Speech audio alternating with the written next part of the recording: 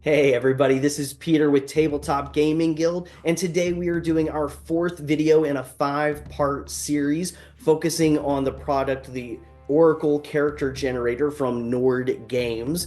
Got my hands on the product recently and was loving all of the different possibilities that could come from this product, and decided I wanted to do a video, one each for the five decks that are in this box. So we've already done heroes and champions, we've done merchants and artisans, nobles and clergy, and today we're doing townsfolk and travelers. We're doing those lower and middle class characters who populate the towns and the villages of our fantasy RPG world. So without further ado, let's head down to the table and let's make a character together.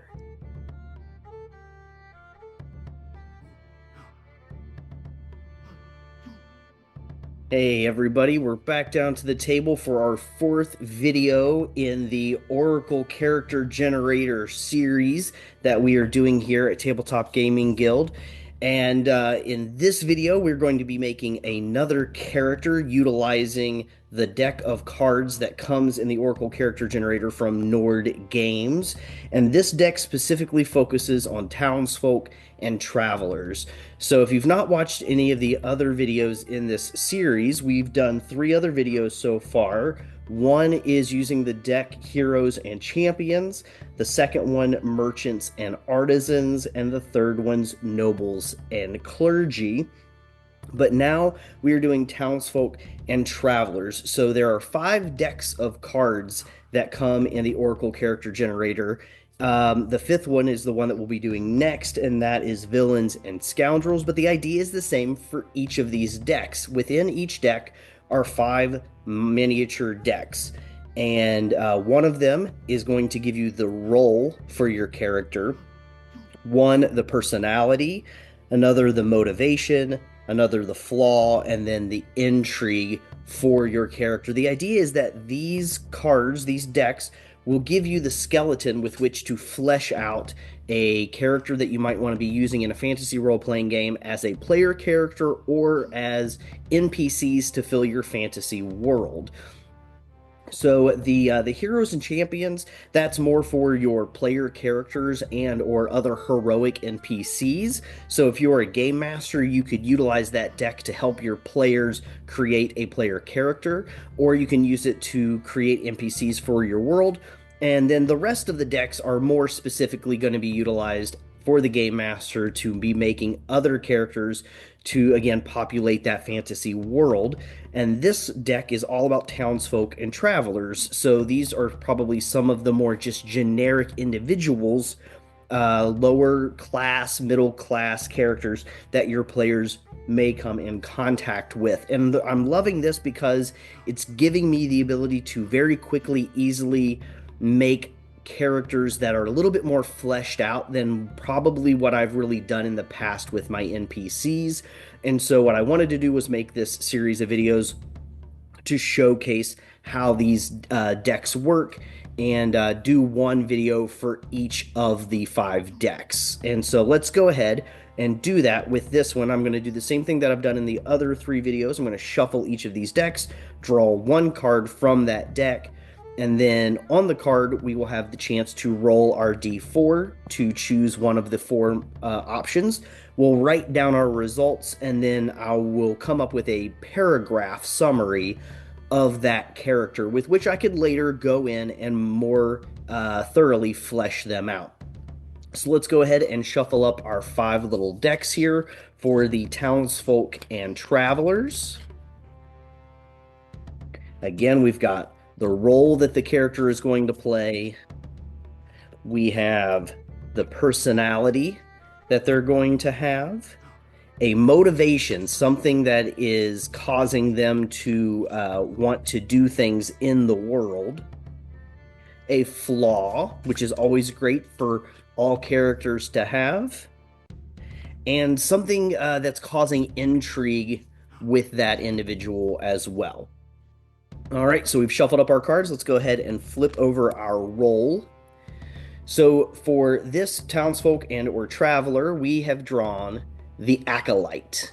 This individual has devoted themselves to a god or to some divine domain. They're in training to become a priest or other high ranking member of the clergy. And then again, we have 4 options here. We'll go ahead and roll the die, see what we get. All right, so I have rolled a 3, and we have nature.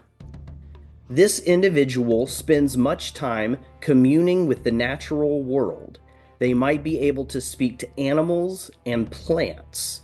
So we're getting kind of a druidic acolyte here with this card, but we'll go ahead and write that down.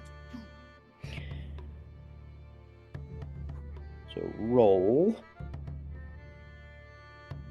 acolyte nature focus. All right. And then we go to the personality deck. Oh, okay. So personality. This individual is depressed. With a constant, unending feeling of sadness and a lack of motivation for even small things, this individual is suffering with mental illness and struggles to find joy in life. Let's go ahead and roll our d4 again to see what focus we get with this card.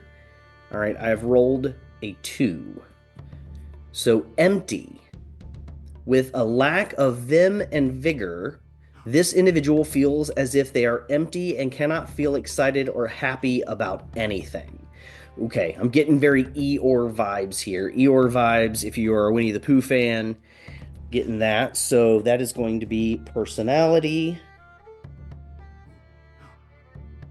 depressed, empty. Motivation. Let's go and flip that one over. Ooh, freedom. I like this. They're depressed, but their motivation is freedom. This individual wants to become free of some oppressive force that has, until now, forced their hand on certain actions or prevented them from living in the way they desire. Maybe this, again, this oppressive force is the cause of the depression that they have found themselves in. All right, we roll a 1. From religion. This individual has been hampered by religious beliefs and institutions that hold them back. All right, they are looking for freedom from religion, is their motivation. Freedom from religion. So as an acolyte, they've been studying and devoted themselves to a god or a divine domain, but they're depressed and they're longing for a freedom from this religion. So I love this. I love how it's just starting to come together. All right. Clumsy. So their flaw is that they are clumsy. This individual either lacks social skills and is a little tactless, or is physically clumsy and awkward. I like that we're given an option here about their clumsiness. Maybe it's a social tactlessness, or it could be, again, just physically clumsy or awkward. Let's go ahead and roll for the d4. And I rolled a 4. Butterfingered. Inexplicably, this individual just seems to drop things all the time. All right, I kind of like that. That takes what is a very kind of serious character so far, and their flaw is actually making it, for me initially, making it a little bit more lighthearted. So we could play that up for some comedic relief. Butterfingered.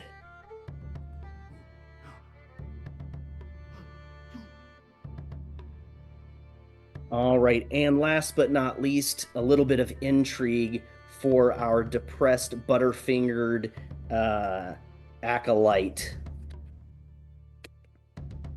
Oh no. Oh no. Possessed.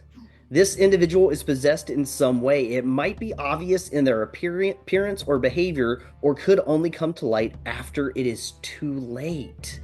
Oh my gosh. Oh my goodness. All right, let's roll the d4.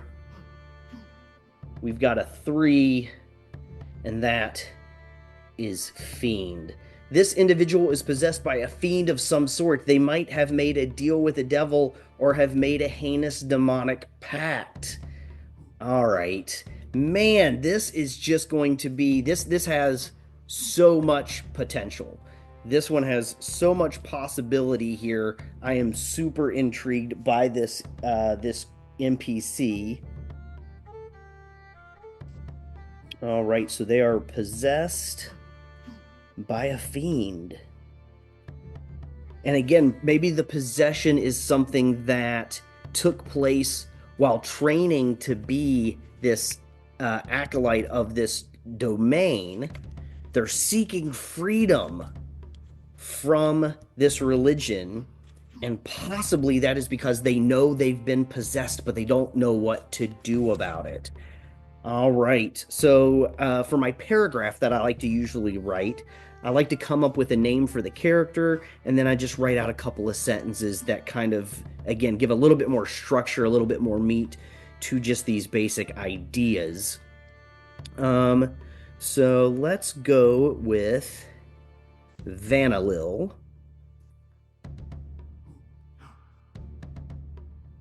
the Acolyte.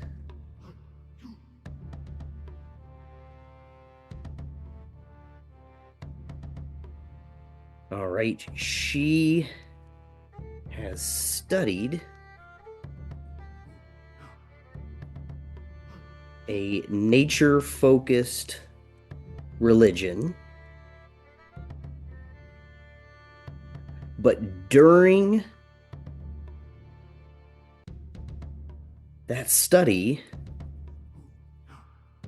became possessed by a fiend. Now she finds herself seeking a method to free her of this possession.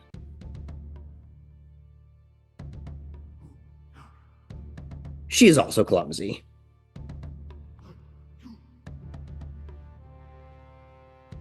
All right. So, Vanillil the Acolyte, she has studied a nature-focused religion, but during that study became possessed by a fiend, and now she finds herself seeking a method to free her of this possession. She is also clumsy. Again, I love this because with a character that has motivation, but then also has this intrigue, it automatically starts to lend itself to stories, to possible adventures that our players could go on when they meet this individual. As they slowly get to know her, might learn about the possession that she is under, and then want to actually help her get through this possession, free her of this fiend.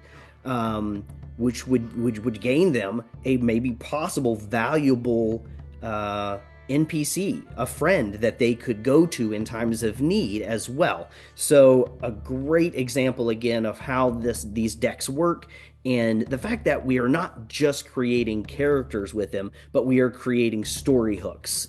We are fleshing out not just NPCs, but the world in which they live. So I am really, really enjoying this series of videos because it is taking a product that I have and helping me figure out, one, how to use the product itself, but then to see the depth of which that this product can help me in my game mastering and in my campaign running as well. So I'm loving it. Again, this is the Oracle character generator from Nord Games.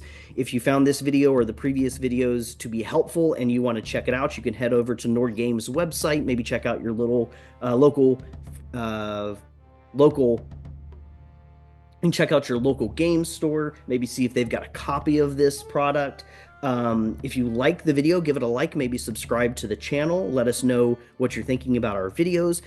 In the comments, I'd love to hear what you think about Vanillil, and if you have any other ideas percolating that might help me with implementing her in my game. So everybody, thanks for watching. We have one more of these videos to do on the villains and scoundrels. I have specifically saved that deck for last, hoping to come up with a really cool villain for my campaign. So we'll do that one next. Everybody, thanks for watching, and until we talk again, keep on playing games.